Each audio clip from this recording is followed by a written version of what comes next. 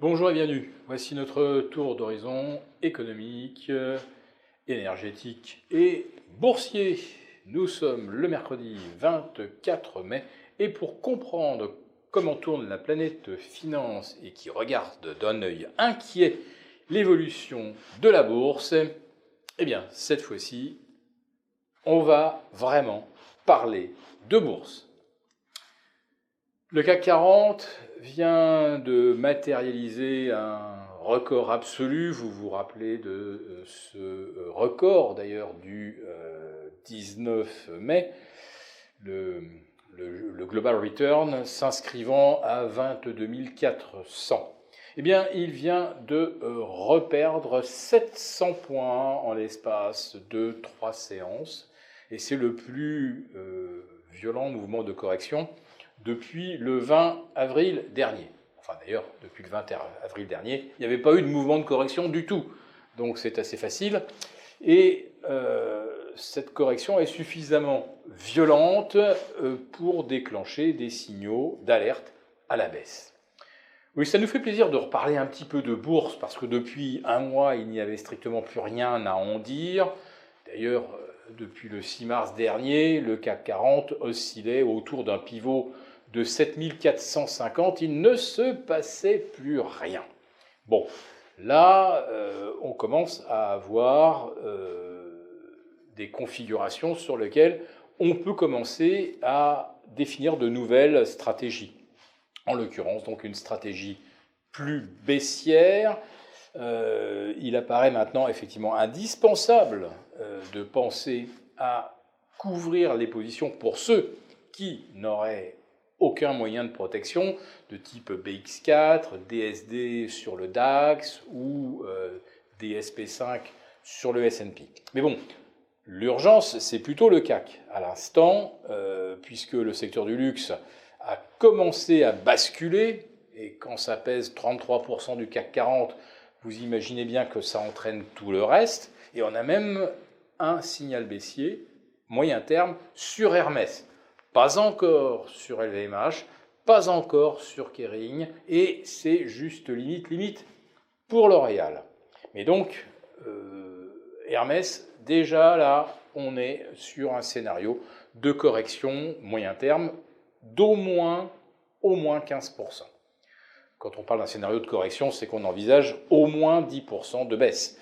Et 10% de baisse, évidemment, on n'a jamais eu ça sur pratiquement aucun titre du CAC 40 depuis le début de l'année, sauf peut-être sur des cas très particuliers comme Téléperformance, où il y a eu, comme on dit, des gros trous d'air. Mais pour les valeurs du CAC, on n'avait pas vu de signaux baissiers depuis pratiquement le début de l'année. Donc voilà, les choses changent. Pour le CAC 40, en dessous de 7350, ça commençait à ne pas sentir très bon. On est maintenant en dessous de 7250, donc véritablement, oui, on peut commencer à envisager un scénario de correction sur le CAC en direction de 6900.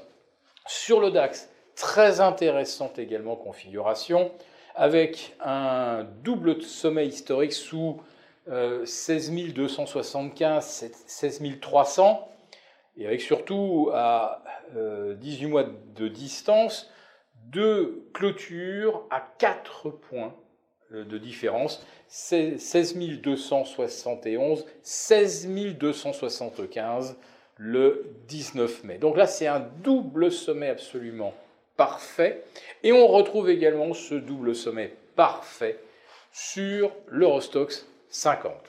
Donc ça fait quand même, là, ça ressemble quand même à un possible basculement dans un scénario de consolidation moyen terme. Alors ça devrait profiter au marché obligataire, parce qu'à un moment, on va venir chercher de la sécurité sur des bons du Trésor. Donc, on va dire qu'il s'agisse des OAT, des Bund ou même des BTP italiens, on est peut-être sur le début de cette revanche à prendre pour le marché obligataire par rapport aux actions. Rappelons que l'année dernière, l'obligataire a perdu entre moins 18 et moins 20%. Donc l'obligataire un refuge, oui, sauf sauf les gilts britanniques, qui sont, on va dire, rentrés dans un territoire d'alerte rouge, avec une remontée du rendement des gilts à 4,27, au même niveau que les BTP italiens, mais surtout 4,27, 4,30, c'est le niveau où la Banque centrale d'Angleterre avait dû intervenir fin septembre, début octobre, lors de la grande panique obligataire provoquée par Liz Truss et son plan de relance basé sur toujours plus de dettes. Tous les précédents plans avaient été salués par les marchés, celui-là on ne sait pas pourquoi, les marchés n'en voulaient plus. Bon, si, on sait très bien pourquoi, parce que les précédents plans, le taux de refinancement de l'Angleterre était à 1% et maintenant il est à 4%. Évidemment, c'est plus la même musique. Donc, les gilts britanniques, pour l'instant, me semblent à éviter parce que on est dans une situation qui devient extrêmement délétère. On va essayer de se rassurer en se disant que la Banque centrale d'Angleterre va intervenir, elle va le faire forcément autour de 4,5, elle l'a déjà fait une fois, elle le refera. Elle ne peut pas laisser le marché obligataire partir comme ça en vrille. Mais bon, je dirais que l'Angleterre, plus globalement, est à surveiller. C'est peut-être le premier pays où on a une vraie alerte sur la confiance des marchés dans la dette. Si cette vidéo vous a plu, n'hésitez pas à nous mettre un pouce.